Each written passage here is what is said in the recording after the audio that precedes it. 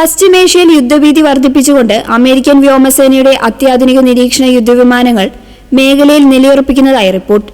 പ്രമുഖ വിമാന നിരീക്ഷകനായ സ്റ്റെഫാൻ വാട്കിൻസിനെ ഉദ്ധരിച്ച് അന്താരാഷ്ട്ര മാധ്യമങ്ങളാണ് ഇക്കാര്യം പുറത്തുവിട്ടത്. അമേരിക്കൻ വ്യോമസേനയുടെ അത്യാധുനിക സജ്ജീകരണങ്ങളുള്ള വിമാനങ്ങൾ കഴിഞ്ഞ ദിവസങ്ങളിൽ മേഖലയിൽ എത്തിയതായി ഫ്ലൈറ്റ് റഡാർ 24 പോലെയുള്ള വെബ്സൈറ്റുകൾ വ്യക്തമാക്കുന്നു. E-11A ബാക്കൺ ആണ് അതിൽ പ്രധാനം. ആശയവിനിമയ കേന്ദ്രമായി പ്രവർത്തിക്കുന്ന ഈ വിമാനം ഗ്രീസിലെ കീറ്റിൽ നിന്നും സൗദി അറേബ്യയിലെ പ്രിൻസ് സുൽത്താൻ എയർബേസിലേക്ക് പുറപ്പെട്ടു. സൈനിക വിഭാഗങ്ങൾക്കിടയിൽ അതീവ രഹസ്യമായും വേഗത്തിലും വിവരങ്ങൾ കൈമാറാൻ സഹായിക്കുന്ന ഫ്ലൈയിംഗ് കമ്മ്യൂണിക്കേഷൻ ഹബ്ബാണിത്. ഇറാഖിന് മുകളിൽ വെച്ച് ഈ വിമാനം സിഗ്നലുകൾ ഓഫ് ചെയ്തതായും റിപ്പോർട്ടുകളുണ്ട്. മറ്റൊന്നാണ് ബോയിങ് RC-135. ഇലക്ട്രോണിക് നിരീക്ഷണങ്ങൾക്കായി ഉപയോഗിക്കുന്ന ഈ അത്യാധുനിക വിമാനം ഖത്തറിലെത്തിയതായി സ്റ്റെഫാൻ വാട്കിൻസ് ചൂണ്ടിക്കാട്ടുന്നു.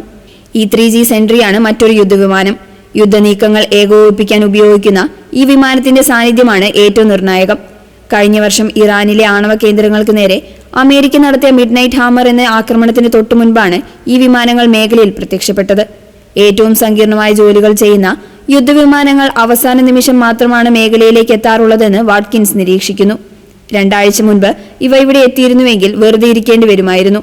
എന്നാൽ ഇപ്പോൾ ഇവ വന്നു തുടങ്ങിയിരിക്കുന്നത് ഏതു നിമിഷവും അടുത്ത നീക്കം ഉണ്ടാകുമെന്നതിന്റെ സൂചനയാണെന്നും അദ്ദേഹം പറഞ്ഞു.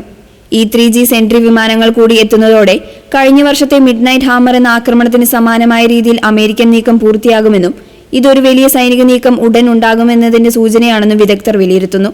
അതേസമയം ഇസ്രായേലിലെ ചെങ്കടൽ തുറമുഖ നഗരമായ ഏലിയാത്തിൽ USS ഡെൽബർട്ട് D ബ്ലാക്ക് എന്ന യുദ്ധക്കപ്പലിനെ അമേരിക്ക വിന്യസിച്ചു. ടോം ഹോക്ക് ക്രൂസ് മിസൈലുകൾ വഹിക്കുന്ന ഈ കപ്പലിന് ബാലിസ്റ്റിക് മിസൈലുകളെ പ്രതിരോധിക്കാനുള്ള സംവിധാനങ്ങളുമുണ്ട്.